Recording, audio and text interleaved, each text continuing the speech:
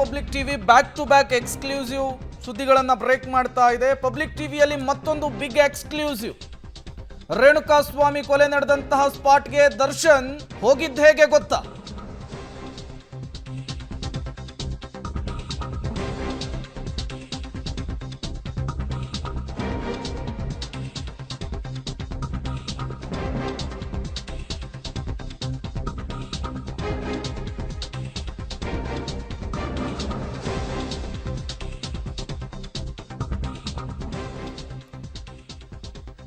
Back to back exclusive ಸುದ್ದಿ. ಈಗ ದರ್ಶನ್ ಪಟ್ಟಣಗೆರೆ ಶೆಡ್ಗೆ ಹೋದಂತಹ ಮತ್ತೊಂದು ಎಕ್ಸ್ಕ್ಲೂಸಿವ್ ಅನ್ನ ಬ್ರೇಕ್ ಮಾಡ್ತಾ ಇದೆ ನಿಮ್ಮ ಪಬ್ಲಿಕ್ ಟಿವಿ. ರೇಣುಕಾಸ್ವಾಮಿ ಕೊಲೆ ನಡೆದಂತಹ ಸ್ಪಾಟ್ಗೆ ದರ್ಶನ್ ಹೋಗಿದ್ದೇಗೆ ಗೊತ್ತಾ?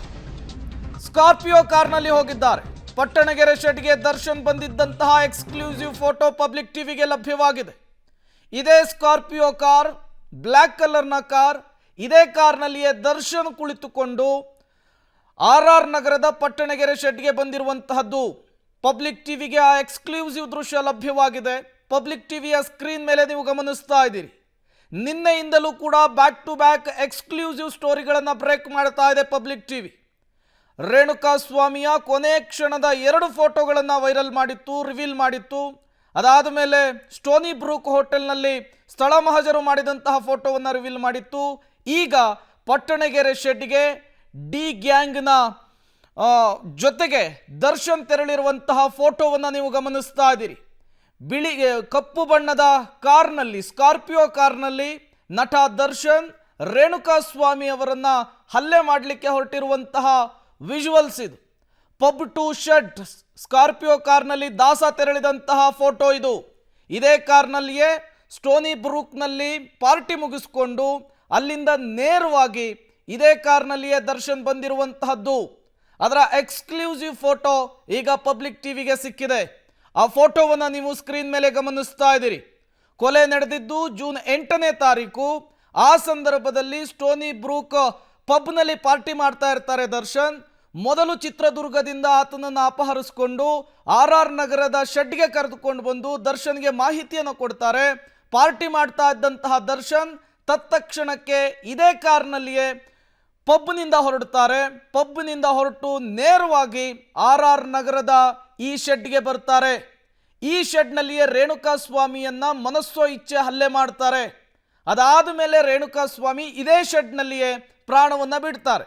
ಈಗ ದರ್ಶನ್ ಪಬ್ನಿಂದ ನೇರವಾಗಿ ಶೆಡ್ಗೆ ಬಂದಿದ್ದು ಇದೇ ಕಾರ್ನಲ್ಲಿ ಅನ್ನುವಂತಹ ಮಾಹಿತಿ ಸಿಗ್ತಾ ಇರುವಂತಹದ್ದು. ಈ ಕಾರ್ನ ಎಕ್ಸ್ಕ್ಲೂಸಿವ್ ಫೋಟೋ ಈಗ ಪಬ್ಲಿಕ್ ಟಿವಿಗೆ ಲಭ್ಯವಾಗಿದೆ. ದರ್ಶನ್ ಇದೇ ಕಾರ್ನಲ್ಲಿಯೇ ರೇಣುಕಾಸ್ವಾಮಿ ಮೇಲೆ ಹಲ್ಲೆ ಮಾಡಲಿಕ್ಕೆ ಬಂದಿರುವಂತಹದ್ದು. ಕಪ್ಪು ಬಣ್ಣದ ಸ್ಕಾರ್ಪಿಯೋ ಕಾರ್, ಇದನ್ನು ಕೂಡ ಪೊಲೀಸರು ಸೀಸ್ ಮಾಡಿದ್ರು. ಇದರಲ್ಲೂ ಕೂಡ ರಕ್ತದ ಕಲೆಗಳಿದ್ವು. ಇದರಲ್ಲಿಯೇ ರೇಣುಕಾಸ್ವಾಮಿಯ ಶವವನ್ನ ಸಾಗಿಸಲಾಗಿತ್ತು. ಎಕ್ಸ್ಕ್ಲೂಸಿವ್ ಅಂದ್ರೆ ಇದು.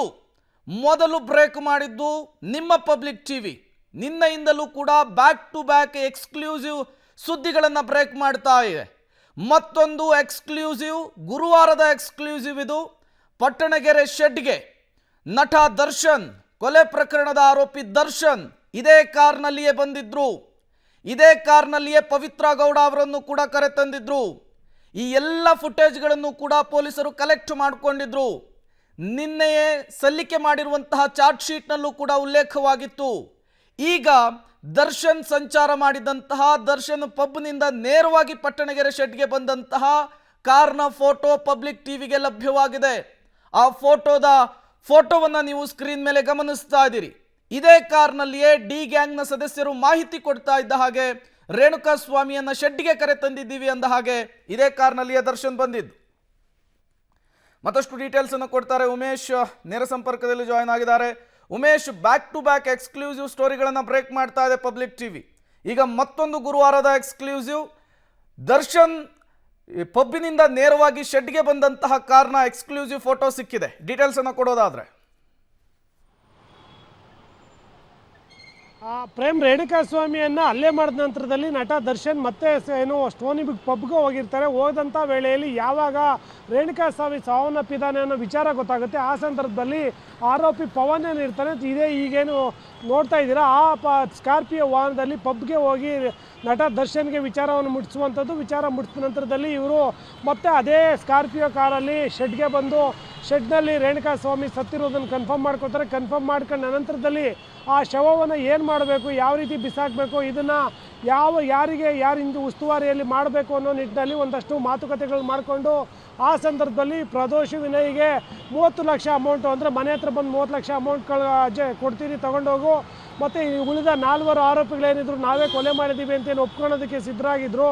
ಆ ಆರೋಪಿಗಳಿಗೆ ಏನೆಲ್ಲ ಮಾಡಬೇಕು, ಶವ ಎಲ್ಲಿ ಬಿಸಾಕಿದ ನಂತರದಲ್ಲಿ ಒಂದು ವೇಳೆಯಲ್ಲಿ ಪ್ರಕರಣ ಬೆಳಕಿಗೆ ಬಂದರೆ ಆ ಸಂದರ್ಭದಲ್ಲಿ ದರ್ಶನ್ ಹೆಸರು ಬರೆದಂತೆ ಯಾವ ರೀತಿ ಅದನ್ನು ನೋಡ್ಕೋಬೇಕು ಅನ್ನೋ ನಿಟ್ಟಿನಲ್ಲಿ ಅವರಿಗೆ ಒಂದಷ್ಟು ಮಾತುಕತೆ ಮಾಡಿ ನಂತರದಲ್ಲಿ ಅದೇ ಕಾರಲ್ಲಿ ನಟ ದರ್ಶನ್ ಆರ್ ನಗರದ ಮನೆಗೆ ಹೋಗಿದ್ರು ಅನ್ನೋದ್ರ ಬಗ್ಗೆ ಪೊಲೀಸರಿಗೆ ಮಾಹಿತಿ ಸಿಕ್ಕಿತ್ತು. ಇವತ್ತು ಆ CCTVಯಲ್ಲಿ ಆ ಸ್ಕಾರ್ಪಿಯೋ ಬಂದಿರೋದು ಮತ್ತು ಶೆಡ್ಡಿಗೆ ಬಂದು ಮಾತುಕತೆ ನಡೆದ ನಂತರದಲ್ಲಿ ಅವ್ರ ಮನೆಗೆ ಹೋದಂಥ ವೇಳೆಯಲ್ಲಿ ಅವ್ರ ಮನೆಗೆ ಡ್ರಾಪ್ ಮಾಡಿದ್ದು ಎಲ್ಲವೂ ಕೂಡ CCTVಯಲ್ಲಿ ರೆಕಾರ್ಡ್ ಆಗಿರುವಂಥದ್ದು. ಪ್ರೇಮ್, ಉಮೇಶ್, ಪವಿತ್ರ ಗೌಡ ಕೂಡ ಇದೇ ಕಾರ್ನಲ್ಲಿ ಬಂದಿದ್ದ, ಆ ಬಗ್ಗೆ ಏನಾದ್ರು ಡೀಟೇಲ್ಸ್ ಇದೆಯಾ ಹೇಗೆ ಅಂತ? ಪ್ರೇಮ್, ಸ್ಟೋನಿ ಬುಕ್ ಪಬ್ನಿಂದ ನಟ ದರ್ಶನ್ ಇತರೆ ಪವನ್ನು ಸೇರಿದಂತೆ ಬೇರೆ ಬೇರೆ ಆರೋಪಿಗಳು ಶೆಡ್ಗೆ ಬಂದಿದ್ದರು. ಆ ಸಂದರ್ಭದಲ್ಲಿ ಪವಿತ್ರ ಗೌಡ ಮನೇಲಿರ್ತಾರೆ. ಮನೇಲಿದ್ದಂಥ ವೇಳೆಯಲ್ಲಿ ಆಕೆಗೆ ಫೋನ್ ಮಾಡಿ ತಕ್ಷಣಕ್ಕೆ ಪಟ್ಟಣಗೆರೆ ಶೆಡ್ ಹತ್ರ ಬರಬೇಕು ಅಂತ ಲೊಕೇಶನ್ ಶೇರ್ ಮಾಡ್ತಾರೆ.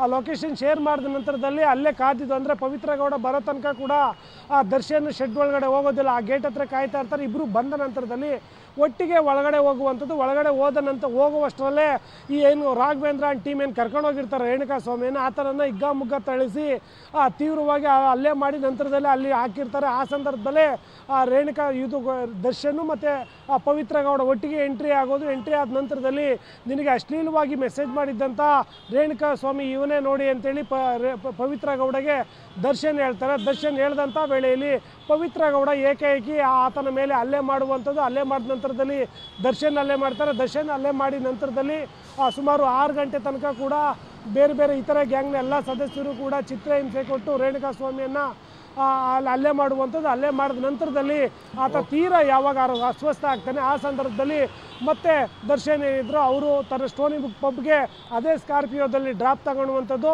ಡ್ರಾಪ್ ತೆಗೆದುಕೊಂಡ ನಂತರದಲ್ಲಿ ವಿಚಾರ ಗೊತ್ತಾದಾಗೂ ಕೂಡ ಅದೇ ಸ್ಕಾರ್ಪಿಯೋ ವಾಹನದಲ್ಲೇ ಹೋಗಿ ಕರ್ಕೊಂಬರುವಂಥದ್ದು. ಕರ್ಕೊಂಬಂದ ನಂತರದಲ್ಲಿ ಎಲ್ಲ ಮಾತುಕತೆಗಳು ಪ್ಲ್ಯಾನ್ಗಳು ಎಲ್ಲ ಮುಗಿದ ನಂತರದಲ್ಲೂ ಕೂಡ ಆರ್ ನಗರದ ಮನೆಗೆ ಇದೇ ಸ್ಕಾರ್ಪಿಯೋದಲ್ಲಿ ಆರೋಪಿಗಳು ಕರ್ಕೊಂಡೋಗಿ ದರ್ಶನನ್ನು ಬಿಟ್ಟು ಬಂದಿದ್ರು ಅನ್ನೋದು ಪೊಲೀಸರ ತನಿಖೆಯಲ್ಲಿ ಗೊತ್ತಾಗಿದೆ. ಅದಕ್ಕೆ ಪೂರಕ ಎಂಬಂತೆ CCTVಯಲ್ಲಿ ಎಲ್ಲ ಡಿಲೀಟ್ ಮಾಡಿದ್ರು. ದರ್ಶನ್ ಮನೆಯ ಎಲ್ಲ CCTVಯನ್ನು ಡಿಲೀಟ್ ಮಾಡಿದ್ರು. ಆ ಡಿಲೀಟ್ ಮಾಡಿದಂಥ CCTV ರಿಟ್ರೀವ್ ಮಾಡಿದ್ದಾರೆ.